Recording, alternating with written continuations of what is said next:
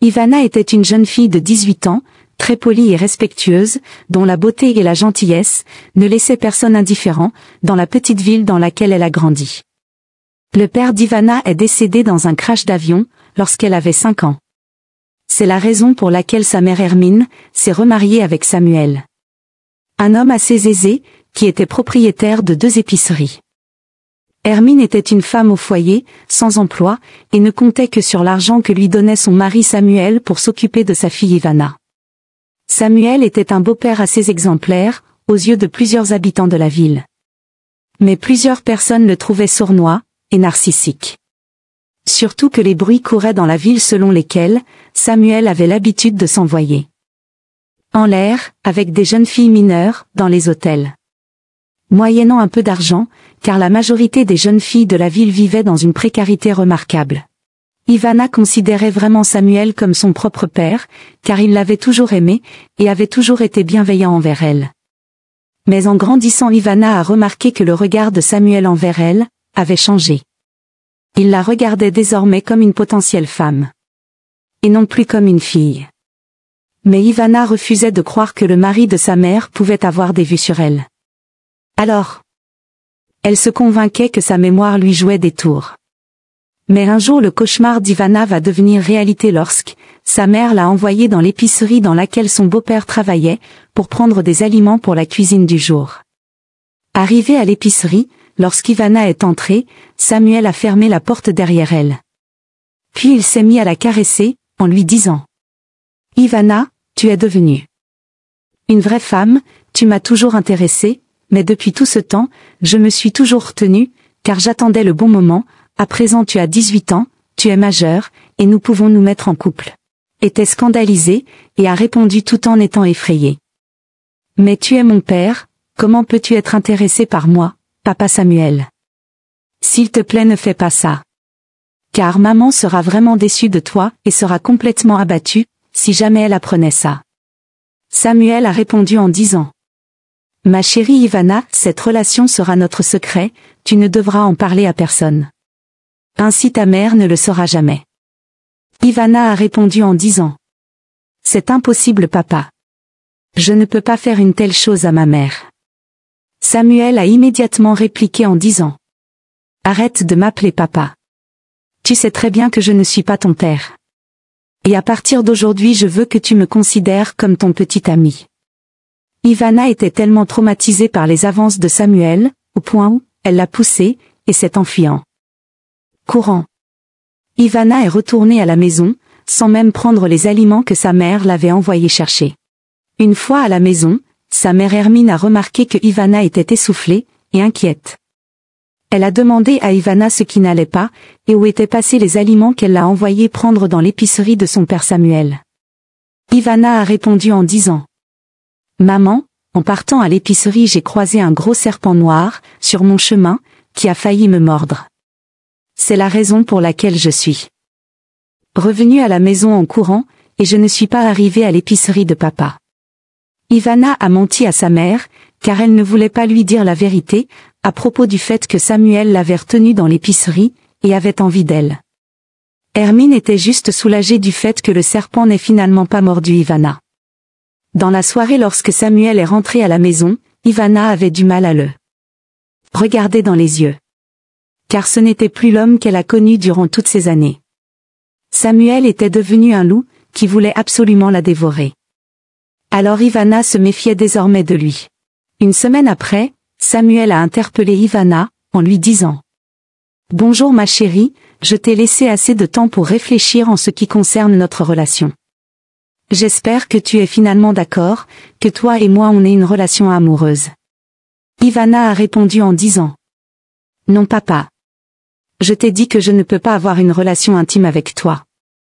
Tu es le mari de ma mère, c'est impossible pour moi de faire une telle chose. Et ça n'a pas lieu d'être. » Samuel a répliqué en disant « Écoute-moi très bien Ivana, en fait je t'ai demandé ton avis pour être poli et courtois. Mais laisse-moi te dire que tu n'as pas le choix. Car j'exige que tu sois ma petite amie. Vu que j'ai très envie de toi, et tu me plais beaucoup.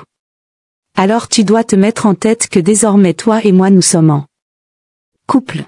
Un samedi en matinée, Samuel est revenu à la maison, car il savait que sa femme allait au grand marché, tous les samedis matins, et que Ivana était seule à la maison. Alors Samuel s'est mis à toucher Ivana de partout, surtout sur ses parties intimes. Il l'a enlacée. Ivana lui demandait d'arrêter, mais Samuel était déterminé à s'envoyer en l'air avec elle. Ivana pleurait, car elle était encore vierge. Samuel était en train de la souiller. Samuel est entré en Ivana. Malgré le fait qu'elle le suppliait d'arrêter, car elle avait très mal. Mais lui était pressé de prendre plaisir. Et surtout il devait jouir, avant que sa femme Hermine ne revienne du marché. Donc il ne prêtait pas attention aux pleurs de douleur d'Ivana. Car il était trop concentré à prendre du plaisir.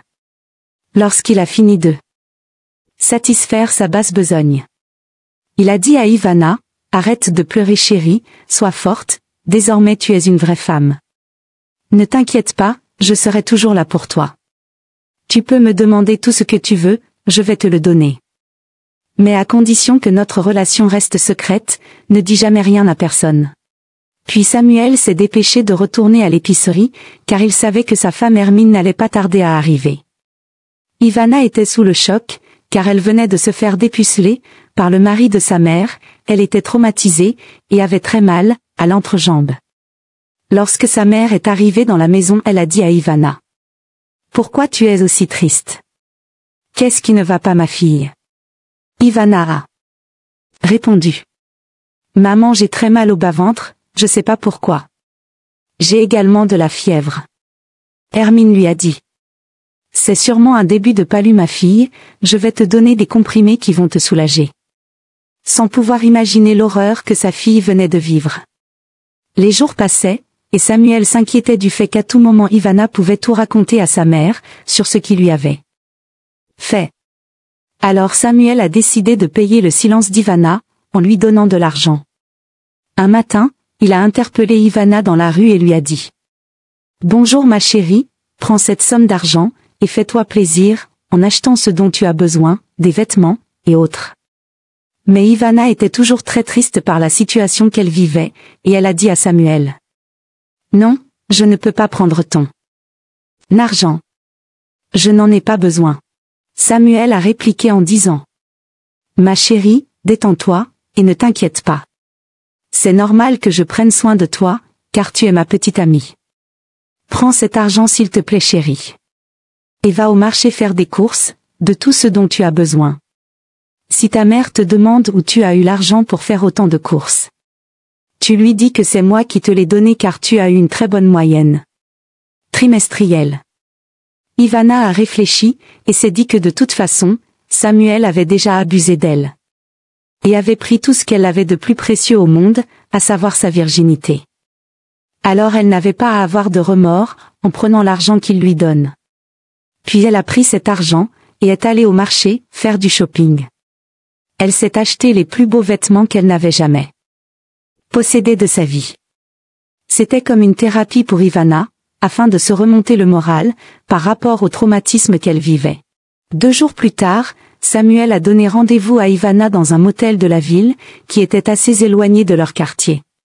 Afin qu'aucune personne du quartier ne les voie. Ivana a accepté le rendez-vous au motel, et a rejoint Samuel. La suite de l'histoire sera disponible dans une prochaine vidéo, abonnez-vous pour être notifié lorsque la vidéo sortira. Cette histoire est pleine de rebondissements. Alors ne manquez pas la partie 2. Laissez des pouces en l'air pour m'encourager. Bisous.